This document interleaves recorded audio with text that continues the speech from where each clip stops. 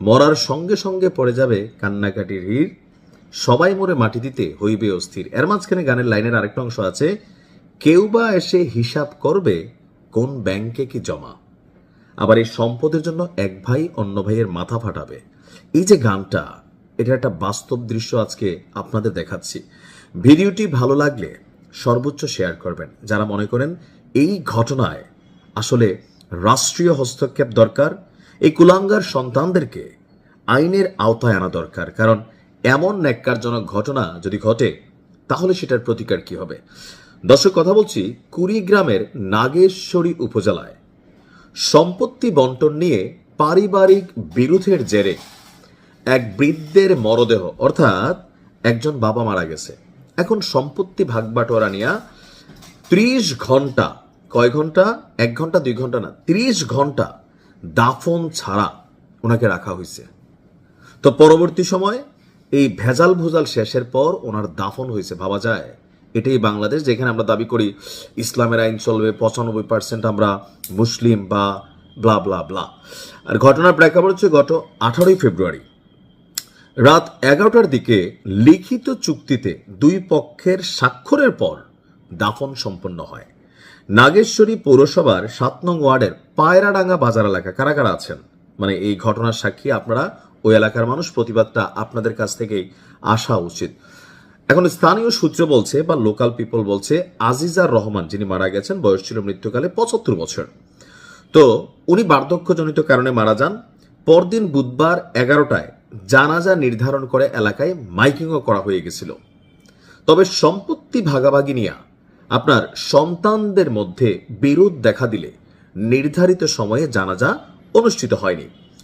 জীবদ্দশায় এখানে তিনি তার সম্পত্তি নিয়ে, ওই যে আরেকটা হয় কি আমাদের বাংলাদেশে, যখন একটু বৃদ্ধ হয়ে যায় এক গ্রুপ, মনে করলেন টিপসই নে আব্বার সেবা করতে গিয়া, আরেক গ্রুপ এরকম মানে ভালো ভালো খাওয়াই টাওয়াইয়া টিপসই টাপসই নিয়া, এই ধরেন বড় ছেলে ছোট ছেলে বা বড় ছেলের বউ ছোট ছেলের বউ, তারপর হচ্ছে শ্বশুরবাড়িগত ইস্যু, এরকম নানা বিষয়গুলো এখানে কানেক্ট হয়ে যায়।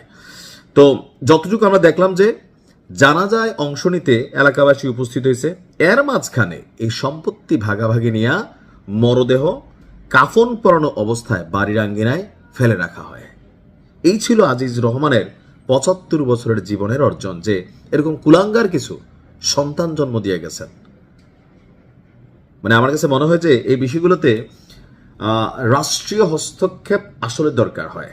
কারণ একজন মৃত মানুষ, ইসলামের দৃষ্টিতে কি, একজন মানুষ যখন মারা যায় যত দ্রুত, আমরা এটা করি কি গ্রামগঞ্জে ওই বিদেশ থেকে ছেলে আসবে, এটা আবেগের পয়েন্ট অফ ভিউতে হয়তো অনেক সময় লাস্টটা 24 ঘন্টা ফ্রিজিং করা হয়। কিন্তু সম্পত্তি ভাগাভাগি নিয়ে আমার কাছে মনে হয় তৌহিদি জনতা মাজার ভাঙ্গার জন্য দৌড় দেয়, তৌহিদি জনতা মব তৈরির জন্য দৌড় দেয়। ওই এলাকায় কিরকম তৌহিদি জনতা ছিল না, যে ধৈর্যা এই যে ভাইটাই যেগুলা ছিল মান্দার গাছের সাথে ঝুলাইয়া আস্তে আস্তে করে এদেরকে আদর করতো রূপসা দিয়া। এটা ওই এলাকাবাসীর দায়িত্ব ছিল। আমরা নিউজ করলে এখন লিখবেন ঠিক ঠিক ঠিক, কিন্তু যারা আপনারা ওই এলাকার আছেন আপনাদের ভূমিকাটা কি ছিল? এই 2 ভাই বা 3 ভাই যারা আছেন, ওনার সন্তানরা, আমি মনে করি রাষ্ট্রীয়ভাবে যদি একটা ঘটনার বিরুদ্ধে ব্যবস্থা নেওয়া হয়, তো বাকি যারা আছে, এই ঘটনাগুলো তো অ্যাভেলেবেল না। আমি এই গত 6-7 বছর এরকম নিউজ 5-7টা করছি। মাঝে মাঝে নিজেরও ভয় লাগে, সম্পত্তি কামাচ্ছি। আসলে মানে আমার চোখে দেখা কয়েকটা ঘটনা আছে। আমি এরকম দেখছি যে ধনাঢ্য মানুষরা যখন মরে তখন কান্দাকাটি কম হয়। মানে যে কোনো একজন পরিচিত আত্মীয় আছে, নাম নিলাম না, তো উনি যখন মারা গেল তো ওনার একটা রুম ছিল। তো এই রুমের মধ্যে উনি আবার সব কিছু, ধরেন কোন সন্তান কয় টাকা নিছে, কোন ছেলে কয় টাকা নিছে, কোন নাতিরে কয় টাকা দিছে, এগুলো তিনি আপনার একটা কাগজে লিখিত রাখতেন। তো এই বৃদ্ধ যখন মারা গেল, সন্তানাদি অনেক 5-7 জন, সবাই এক পিস করে সন্তান দিয়ে তাড়াতাড়ি ওই রুমটার মধ্যে তালা মারাইছে। কান্নাকাটি পরে, আরে তাড়াতাড়ি যা আব্বার রুমের সামনে তালা লাগা। কেন? কারণ ওইখানে যে ডকুমেন্ট আছে, একটা ডকুমেন্ট যদি মিসিং হয় হয়তো কোটি টাকার ডকুমেন্ট বাইচা যাবে। যার কারণে এক গ্রুপ কান্নাকাটি করতেছে, ওনাদের ছেলেরা গেটের সামনে পাহারা দিচ্ছে, মানে বৈশা না এই ব্লা ব্লা, মানে আমি নাম নিলাম না, হয়তো বুঝেও ফেলবেন, কারণ আমার নিউজ আমার আত্মীয় স্বজনরাও দেখেন। তো ওই দিন আমার কাছে ফার্স্ট যখন আমি দেখছি এরকম দৃশ্যপটের ঘটনা শুনছি, তখন মনে হয়েছে এই মানুষটা সারা জীবন যে সম্পত্তি কামাইলো কান্নাকাটি বাদ দিয়া, ওনার ঔরজাত সন্তানরা ওই রুমের মধ্যে থেকে কোনো ডকুমেন্ট মিসিং হয় কিনা সেই পাহারায় ব্যস্ত। তাহলে বাকিরা যারা কান্না করতেছে কান্নার জন্যই কান্না করতেছে। সবাই বৈশা আছে, কোন সময় মাটি টাটি দিয়ে আইসা 5 দিন না খাওয়াইয়া সবাই একসাথে বসবে, কোন ফ্ল্যাট কে নিবে, কোন বাড়ি কে নিবে, ব্যাংকের টাকা কে নিবে, গাড়ির ভাড়া কে নিবে। That's the reality. আল্লাহ সবাইকে হেফাজত করুক, হেদায়েত করুক। আর এই ঘটনার দৃষ্টান্তমূলক বিচার দাবি করছি।